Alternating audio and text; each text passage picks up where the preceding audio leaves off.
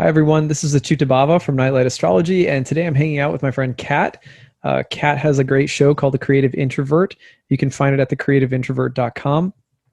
Kat's also been helping me with my social media. Probably most of you know her by now, and has been helping me sort of aggregate questions that come from all of you and put them into little interview segments that we can do together. So these are like little Q&As that we cook up based on all the questions that you send in. So thanks for being here today, Kat, to help me out again. It's good to be back. So I thought today we would talk about just planetary degrees in general. And by that, I mean like the degrees that a planet might be in your birth chart or horoscope or in the sky right now. So lots of questions around that. Awesome. And Yeah. yeah, my first one is, what is a degree? What are those numbers next to the planets in our charts?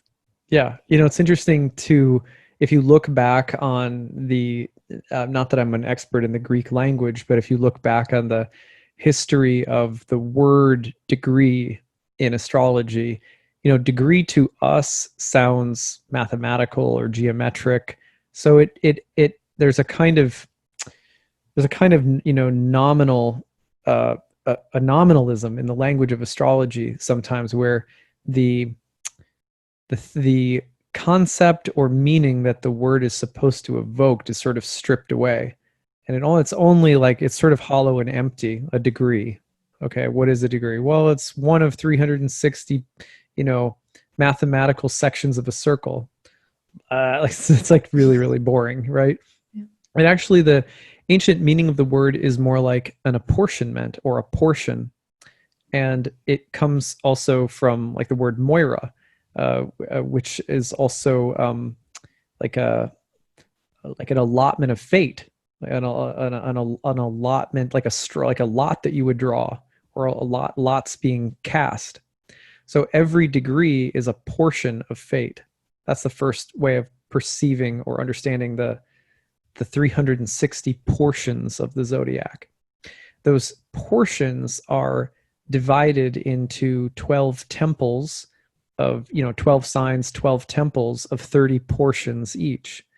But each degree is an apportionment of fate. And each degree of the 360 degree circles, it's true mathematically, will form a 360 degree circle, and each degree will have a sub measurement of minutes. So 60 minutes, sexagesimal division. So it's 60 minutes per degree, just like we have 60 seconds per minute.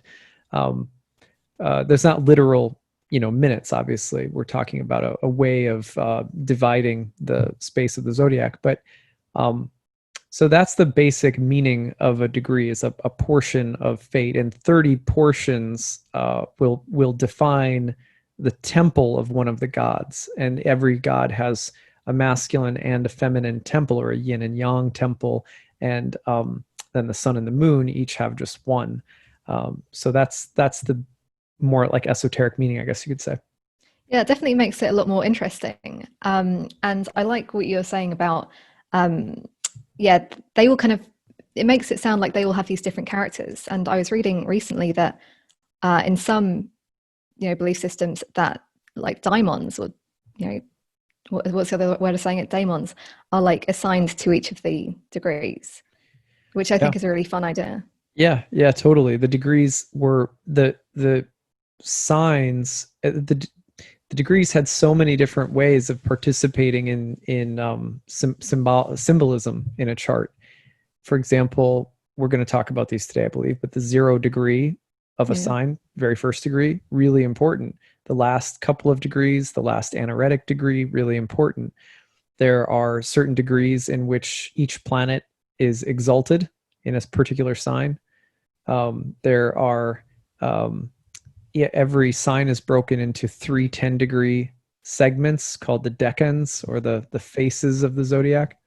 There's also, every sign is broken into 5 subsections, unequally divided. We still don't exactly know the rationale behind how these segments that are called the bounds or terms were divided, but like you could, if you're in the 16th degree of Taurus, that might be the bound of Venus, which means that a certain subset of portions or degrees of a sign will also be ruled over by another planet. So, and there's a lot more too. There's there's the 12th parts. There's, breaking, you can break the signs into 2.5 degree segments, essentially. So the portions were broken up in really, really interesting ways. And then the lots, the lot of fortune, the lot of spirit, a lot of eros, etc. The hermetic lots were also mathematically and numerologically derived according to certain formulas, and then cast out, and they would land at a certain portion, a certain degree. And those degrees, those portions, would become like epicenters of important events, or used in different delineation techniques. And they're basically random until you apply this formula, and then where do they fall out from in order from the ascendant. And they're so any degree or portion could become a portion allotted to a specific topic, like mothers or brothers, or general considerations about health or something like that. That's the study of lots of ancient astrology. Yeah, it's like there's no end to the depth that you can get into with astrology. It's crazy. Yeah. So back to the start. So like, let's start with 0 degrees. If you have a planet at 0 degrees, I have Mars at 0 degrees. That's relevant. What does that mean? Well, I should qualify it by saying it means something different depending on the total context of the chart always, right? So the house position, the aspects, the dignity of the planet, the daytime or nighttime sect status of the chart, so many different considerations. But generally speaking, the most useful way of understanding a planet at 0 degrees is by transit. When a planet is at the 0 degree marker, it means it has just changed signs. When it's changed signs, there's a pretty good chance that its expression in your life or in a forecast will be very different. For example, when Mars went from Pisces into Aries recently, in Pisces, it's in the temple of Jupiter, and Jupiter happens to be in its fall and retrograde in Capricorn. So you've got a Mars hosted by a super debilitated Jupiter. Mars changes signs into the 0 degree of Aries and immediately picks up strength. It's in its own house. That fundamentally will shift the expression of Mars as we're experiencing it. So the sign change that happens at 0 degrees is really important, because dignity changes will happen and dispositorship changes will happen. But the other thing that will happen is, if you're tracking it in your chart, it'll change whole sign houses, which means that a new set of topics will be activated. Mars ingresses into your 10th house, and suddenly work gets really busy and active and dynamic. Mars ingresses into your 9th house at 0 degrees, and suddenly you get into some kind of religious debate with your in-laws or something, who knows. But that ingress into the sign, when it first enters, usually it makes a splash. It's really loud, and it's like someone coming into your house. When they first come into your house, it's like, the dog gets up and the kids are like, everyone's like, oh my God, someone's here. And then, a little bit, they're settling in, you're hanging out, you're talking, everything kind of settles down. But when this planet first enters that sign, it makes a big show. And then natally, I don't find that there's as useful a way of thinking about a 0 degree planet in your birth chart, other than more regularly, what I notice is if a planet is at a late degree and just about to enter a 0 degree marker, because that will typically indicate that a transition will happen at some point, that the planet will change the way in which it's expressing itself or behaving itself in the life of the individual at some symbolic point in the future. Some point in the future, symbolically speaking, the planet is about to change. So that change, symbolically speaking, should be considered by topic, the planet moving house and stuff like that. Yeah, it makes sense that you would feel that in like going back to transits, that you'd feel it, because the signs themselves, it's not like they nicely merge into one another. They're pretty stark differences. Mm-hmm. So yeah, that makes a whole lot of sense. I don't know. I feel like I've heard people say that it might have like the energy of like the Fool card in tarot. Maybe that's just like something. Yeah, you could go that way and be like, oh, it's a less experienced or less seasoned planet if it's at the 0 degree marker. Most of the time, I feel like there's about 10 things on my list that are more important to delve into in, say, an hour-long conversation with somebody. so I won't go there. But yeah, I mean, as a general rule, I mean, ancient astrologers did say that it's as though the planet is going through a kind of journey from start to finish in a sign. And that's why the culminating degrees of the sign, which I'm guessing we're going to talk about next, are also really important. Okay, that's really clear. So let's get to the end. These last degrees of a sign. How do we interpret those? Well, the last degrees of the signs were they're all the bounds that we were talking about, the 5 divisions of the 30 degrees of each sign broken up into rulerships. So you have the last degrees of every sign are ruled by the malefics, Mars and Saturn. And so when planets are at the end of the sign, it's as though they're going from creation to maintenance to destruction. You know, there's a way in which the energy toward the end of the sign is both culminating but also difficult in some way. It's like there's more death at the end of a sign, or there's more culmination, transformation. You could think about it like you could also think about it like the like the winter of the sign. You know, it's like it's the end. So yeah, they're difficult. They're difficult degrees. The 29th degree, the anaretic degree, sometimes is really focused upon. I don't particularly think it's the 29th degree that is to blame as much as it is the bound rulerships of the last, say, 4 to 5 degrees, generally speaking, in every sign, where things that are more difficult or more challenging or more adverse circumstances can occur. But a lot of the times it's also, you know, culmination and completion. It's like end of a race. You know, you're like, oh, I'm almost done. You know, it's like the last mile of a marathon or something. There's a feeling of, I think the last degrees sort of breed perseverance in us too. There's something about them that I think of as really sacred. There's not just one way of interpreting them. They're not just bad or difficult. It's also, we can't separate what they are from what we're experiencing. You know what I mean? Yeah, it's making me think just generally about how endings are kind of, it's built into the whole chart. So like the 12th house is a similar kind of feeling. Yep. You know, it's like something's coming to an end and that has significance. Yeah. So what about, okay, so planets at 29 degrees, that's important. What about the nodes? Because they're like retrograding the whole time, right? If nodes are at 0 degrees, is that like them being at 29 degrees? Does that make sense? Oh yeah, I see what you're saying, because they're moving right there. They're moving backward. Let's just take, for example, let me just look back for an example here. I'm just pulling my thing open. So I think it was around the end of May that North Node, South Node was at 0 Cancer and 0 Capricorn here in 2020. They retrograde backward to 29 degrees of Gemini and Sagittarius. I think of the transition point from 0 to 29 with the nodes basically in terms of the sign, just the sign change. I don't spend a lot of time going, oh, you know, this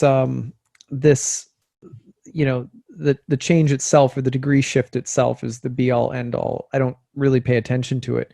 What I do pay attention to is, oh, eclipses are about to happen in new signs.